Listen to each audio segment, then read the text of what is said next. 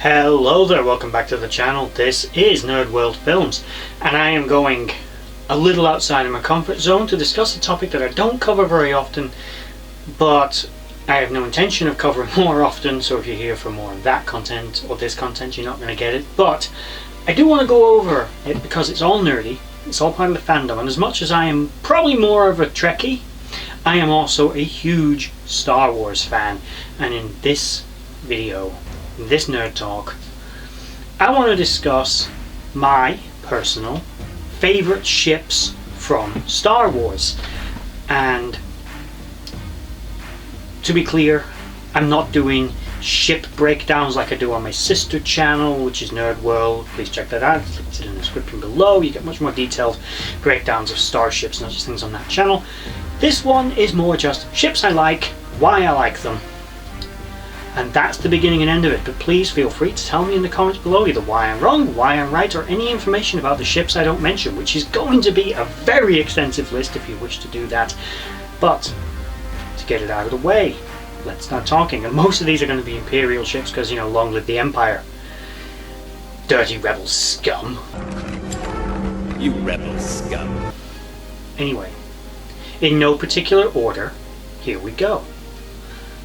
The Imperial Star Destroyer, one of my all-time favorite ships from any franchise ever. Fight me on why they are not freaking awesome. Huge flying wedge of cheese in space, covered in turbo lasers, ion cannons, proton torpedo launchers, filled with fighters and thousands of angry stormtroopers. It is a magnificent design, and actually a lot of people, there's actually a video I'm going to try and remember to link in the description below, I watched recently by another YouTuber whose channel is called Resurrected Starships, and they did a more pragmatic breakdown of the Star Destroyer and why it's not as bad as people think. And a lot of his suggestions make a whole lot of sense, especially with how you see the Star Destroyers using their weapons in the movies. It makes a lot of sense that some of the things he says would make sense. For example, how the turbo laser batteries on the top of the ship could alter their position. Now bear in mind that Star Destroyers are based on Second World War naval ships, and super firing turrets were pretty common, which basically meant you had a turret that was over the top of another turret rather than in the way of it, so they couldn't actually shoot. So the idea that while they're in peace mode, the turrets are just here, but they can raise up, makes a lot of sense. It would also explain why they don't have them on the underside, because the mechanism to do that and have this big cylinder raising up would be huge. It makes a lot of sense. May not be canonical, but it does make sense. And he makes a few other points. I love this ship because they are menacing, they are awesome, they're kilometers long, and they are immensely powerful and hugely underrated.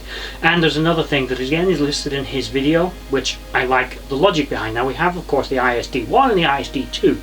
The ISD-2 is famous for having big quad turrets and being all, it was a dreadnought basically. It had all big guns. It was only designed to take on capital ships. It abandoned the idea of point defense systems, which is often touted as being a big weakness of these ships. But in reality, even if you look at the Mon Calamari ships as the best example, as they were contemporary, they don't have the best point defense system. They have got them, certainly, which is more than the ISD can claim, but they're not overly useful. Again, going to the Second World War model, which bear in mind again George Lucas based all of his fights on.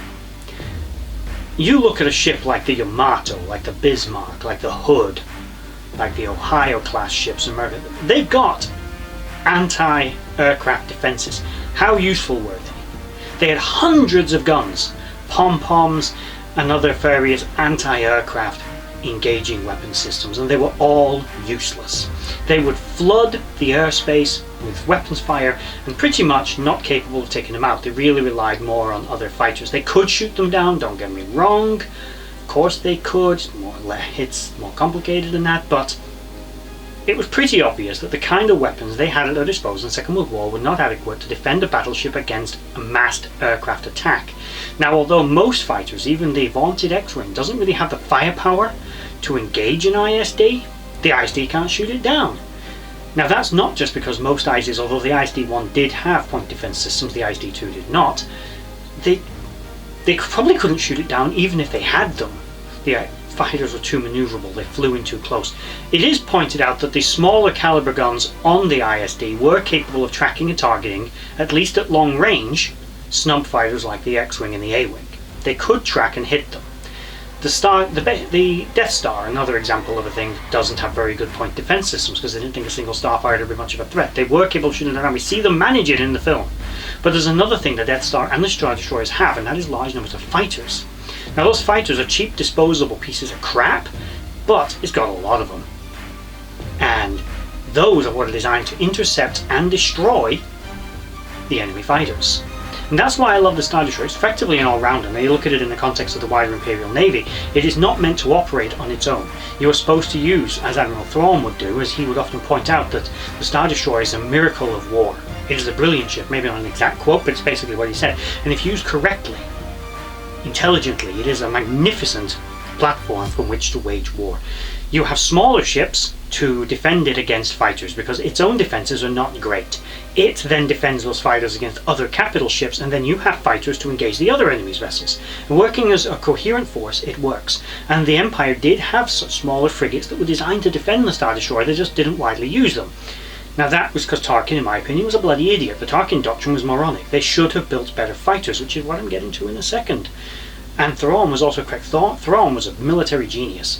Now, in my opinion, the Star Destroyer didn't have a lot of fighter intercepting capabilities, not only because most fighters, or any fighter, really had the firepower to really engage it anyway, but also because the chances of it shooting one down were pretty slim, generally. Smaller, more maneuverable, dedicated anti-fighter vessels were better than putting a small number of anti-fighter point defense systems on the Star Destroyer. You'd have to completely cover the hull in them, you'd never have enough. It'd still have masses of blind spots. Again, I'm going to reference that video from Resurrected Starships, which I'll try to remember to link in the description below. It's a very good video, check it out. It's nothing to do with this channel, doesn't know I exist, but I'm still going to promote it because it's an awesome video. Next on my list is the Imperial TIE Fighter, but not the one you're familiar with, not the disposable piece of garbage. I'm going to go with the TIE Defender. It's an obvious choice, but it is a wonderful ship. 6 powerful laser cannons, 2 additional turrets, as well as the capacity to, cannons, as well as the capacity to carry ion cannons, various weaponry, as well as proton torpedoes. And it had starship grade shields and even had a hyperdrive. This is what the Empire should have been building from year dot. With a fleet of TIE Defenders, they could have turned the tide against those rebel scum and easily defeated the rebel scum, rather than allow their stupid rebel scum X-Wings to actually defeat the Empire. And Luke Skywalker, rebel scum, would not have been able to destroy the Death Star if he'd been up against fleets of those things. Well, he might have been, he's a space wizard, but point being, the rest of his squadron definitely wouldn't have survived. And the reason I like the Defender is it looks badass, it's cool, and it's kind of what the Empire could do when it really put its mind to it and wasn't being stupid and arrogant and entitled. The next is a legend ship. It hasn't quite made its way into modern canon yet, and that is the TIE Phantom. A ship equipped with a cloaking device, an incredibly sophisticated little ship. I'm not going to loiter on this one too much because I've talked about the ISD for a little longer than I expected to. The Phantom is basically a variant of the standard TIE Fighter, very well armed, similar to a Defender, not as well armed as the Defender, not as fast as the Defender, not as well shielded. It does have an advanced cloaking device, and one of the main features of the vessel was it was able to disengage its cloaking device while simultaneously shunting power to its weapon systems, allowing it to fire instantaneously, rather than shut down the cloak and then divert power to the weapons, which would cause a delay. This meant it could use advanced fighting while cloak tactics very effectively against the enemies of the Empire. Beautiful little ship, absolutely love it. The next ship on my list is actually a Rebel Scum ship, although it dates all the way back to the Old Republic. Now there are great videos by Eckhart's Ladder and other dedicated Star Wars YouTubers. They'll give you plenty of lore in these ships. I'm just going to tell you why I like them, and that is the Hammerhead Corvette. This was one of the mainstay vessels, or at least its ancestor was, of the Old Republic, used for thousands of years. Kind of an interesting design, most of its weapons pointing forward. We see one of them in Rogue One ram into an ISD and cause it to crash into another one, killing thousands of loyal soldiers of the Empire and defenders of the freedom which the Empire brought to the galaxy at the cost of freedom.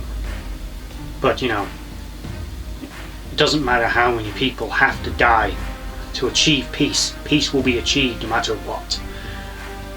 Yeah, the Empire. Go.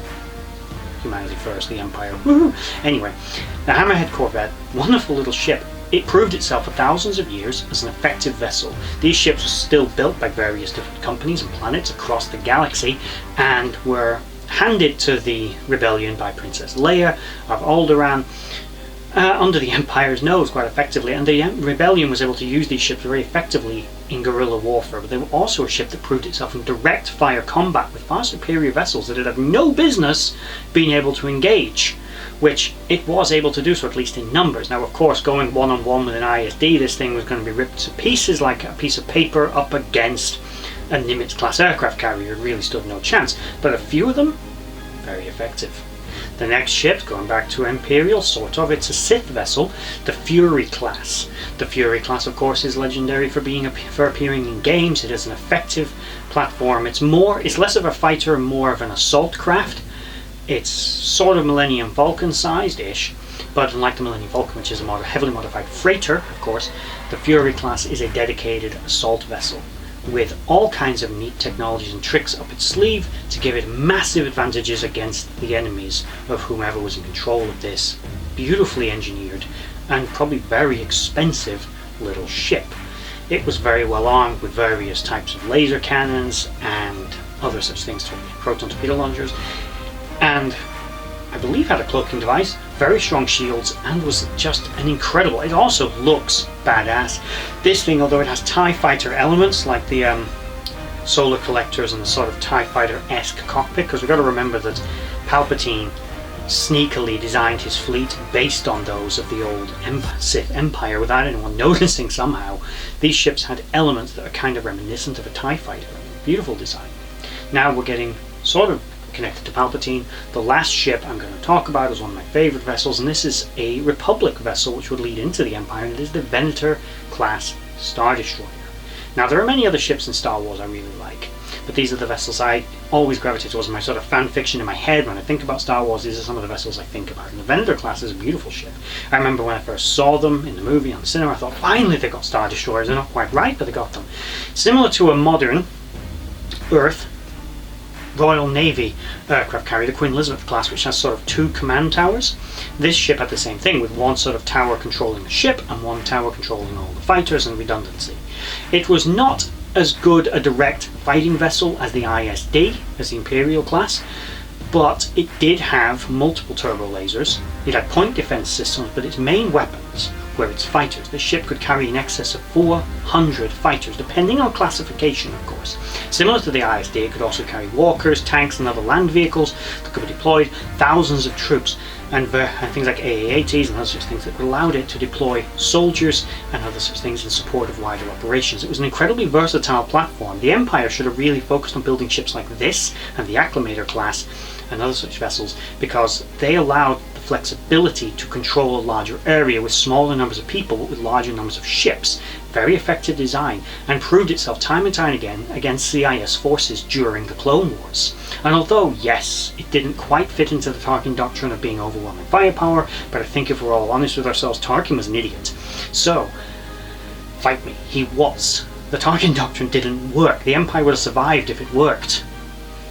Like Thrawn and Vader both believed, the Death Star was ego, it was folly. They could have built thousands of Star Destroyers that would have been far more effective than that one Star Destroyer. They thought that by scaring people to keep them in line, all it did was rally them against them and cause the destruction of the very thing they were trying to preserve. The Venator class could have been an even better platform to accomplish this, even if they were just using the bog standard TIE fighter of the Empire. 400 of them versus the 70 or so an ISD could carry would be massively overwhelming.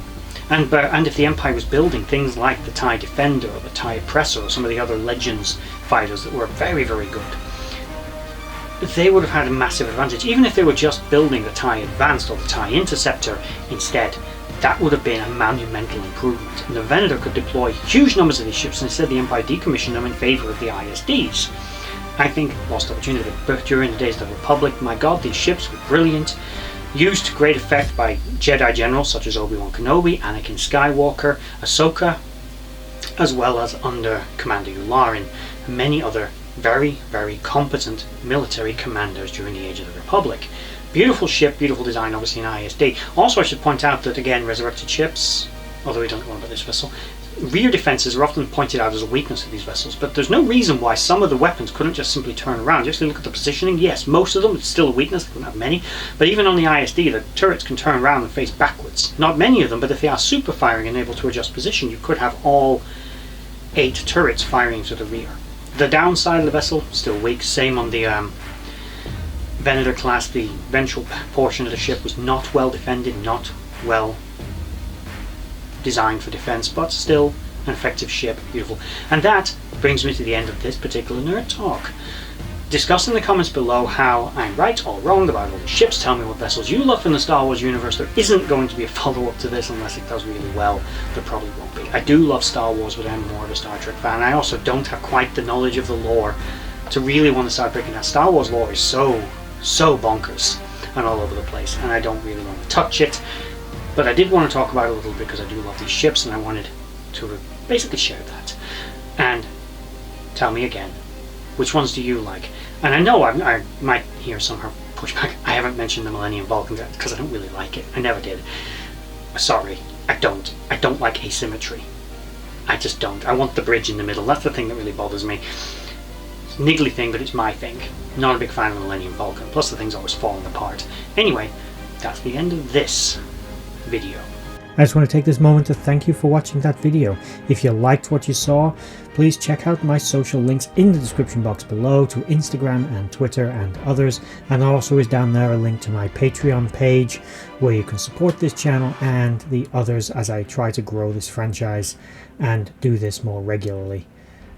If you made it all the way to the end of this video, thank you for watching, and bye bye.